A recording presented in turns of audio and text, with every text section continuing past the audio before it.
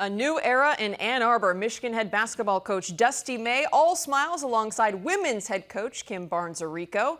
May arrived on campus on Monday to a warm welcome and was introduced by athletics director Ward Manuel at a press conference on Tuesday. May comes to the Big Ten after 6 seasons as the head man at Florida Atlantic University.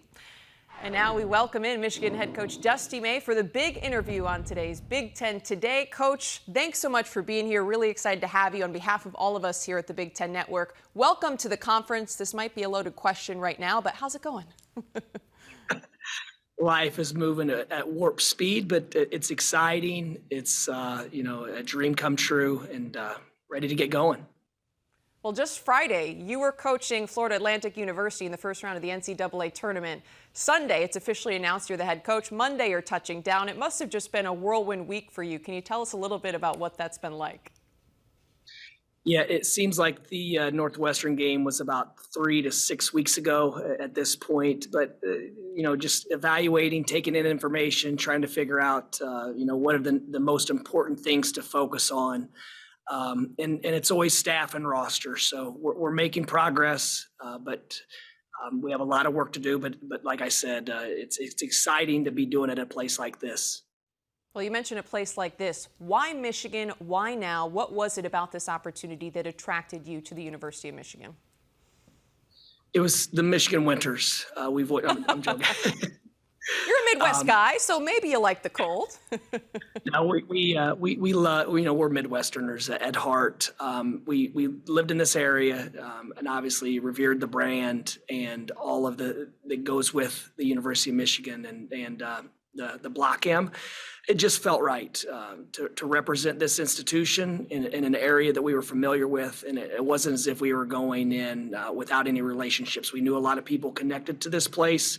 And we knew a lot of people in the area, so it made sense on a lot of levels. And also to be a Big Ten head coach was something that I never could have dreamed of, but it's an honor, and I'm excited to represent this institution, but also this great conference. For those who don't know you, Coach, a Peoria, Illinois native, also went to Indiana University, so familiar with some of the rivalries. You also pointed out that Michigan's legendary coach, John Beilein, helped have some conversations with you and really was influential in the hiring process. What did he tell you, and what were some of the messages leading into you taking this role? Well, Kylan, I don't know if it's a wiki or what, confused. I was born in Terre Haute, Indiana, which is very similar to Peoria, Illinois, but I'm an Indiana native. But what Coach Beilein, we had a great conversation on a number of levels.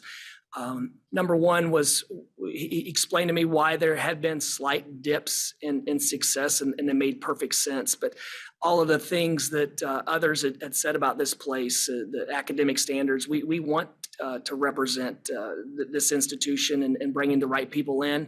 All of those things were of no concern. And Coach Beilein, obviously, he did something that's very difficult to do. He went to the national championship game twice and had great, consistent tournament teams. And you look at the NBA players that played here and whatnot. But I grew up watching his teams at West Virginia and clipping tape and studying him. And so he's just done so much for the game, but also reminded him that when I became a head coach 6 years ago, he grabbed me on the road recruiting and told me of the responsibility that I now had at that time as a head coach. So we did dip into basketball a little bit, but it was more about the culture of this place and was it the right fit for them and was it the right fit for me? But I was comfortable with every facet and couldn't have been more excited. And therefore, I jumped the gun, showed my hand, and said I wanted to be the coach. So, it was a whirlwind, but I'm very, very grateful. Well, you had no shortage of success in your time at FIU. 6 seasons, led that program to a historic Final Four run back in 2023. But that was your first ever stint as a head coach. What did you learn about yourself in the game during that time that you take with you into this role at Michigan?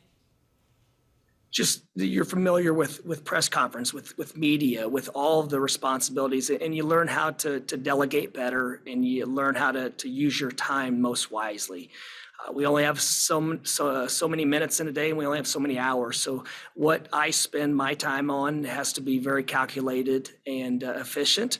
But I learned so much about myself, how I wanted to, and I was continuing to evolve as a head coach. I was changing every year, trying to improve. So I do think that experience, not in a spotlight where I could experiment, I could make some mistakes and grow from them without the criticism or pressure that comes with it. So it definitely prepared me for this situation, to be in this conference and representing Michigan. Now, something I also read, correct me if I'm wrong, is that you often rode a bike to work down in Boca Raton, Florida. In fact, a bike that you had for 10 years. Is that something you plan to carry forward with you into Michigan? And can that bike be winterized, I guess would be my follow-up question. Well, I had intentions of buying a new bike, but I liked my old bike, so I never got around to it. But it does have road tires, and in Boca there are beach tires that are probably 4 to 5 inches wide. I think I might pick one of those up and test them on the icy roads of Ann Arbor in the winter. But no, I don't think I'll be riding my bike to work anymore. But the temperature's the same inside of a gym in the wintertime. All right, well, however you get to work, everyone's just happy that you're going to be there and excited to see what you bring to this Michigan program. I also read a great article that you've taken some things from European style of basketball. You like the player movement, ball movement in your offense.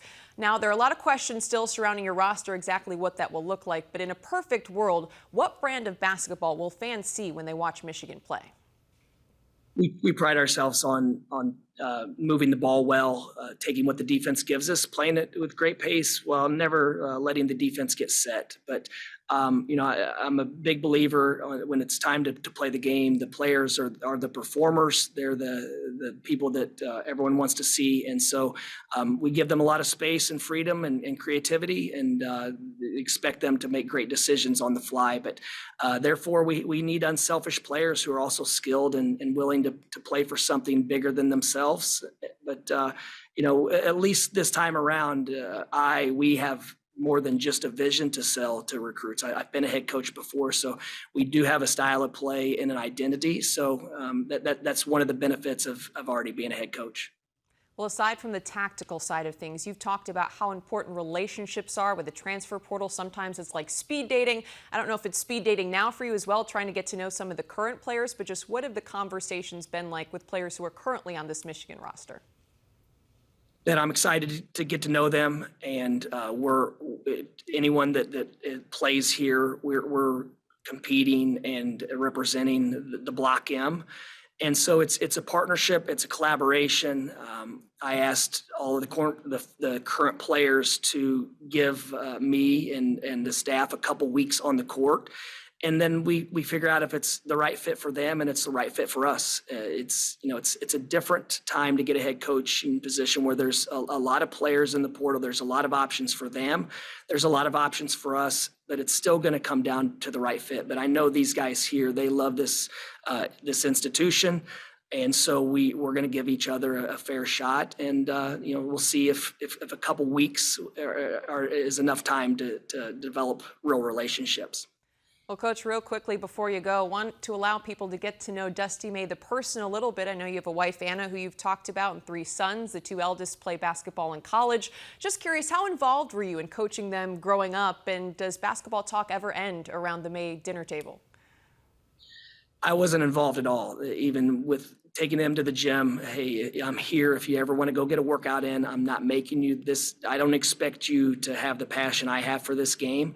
But they grew up around it. They love it. Most of our conversations tilt towards basketball because of their relationships. My relationships are usually connected to this game. But I was the guy that sat up top and tried not to ever show any emotion, positively or negatively. And so because it was their thing. And if they wanted to play basketball, I supported them. But if they didn't, I was also fine with that. And they're well-rounded, fine young men. My wife, Anna, did a great job. But yeah, they're definitely immersed in this game. Very impressive. That takes a lot of restraint to sit there, no emotion. So there was no basketball in the baby cribs for those 3 either? There were basketballs around, there were. and There when were you around. have three children as quickly as we did, I had to relieve some stress. So I would always take one or two with me, recruiting trips to the gym for workouts, whatever. So they grew up in the gym. They just weren't blessed with the best DNA to play at a high level, but they're good basketball players. Well, awesome, Coach. Thanks so much for stopping by. Appreciate the time, and once again, welcome from all of us here at the Big Ten Network. Thank you. I appreciate you having me on.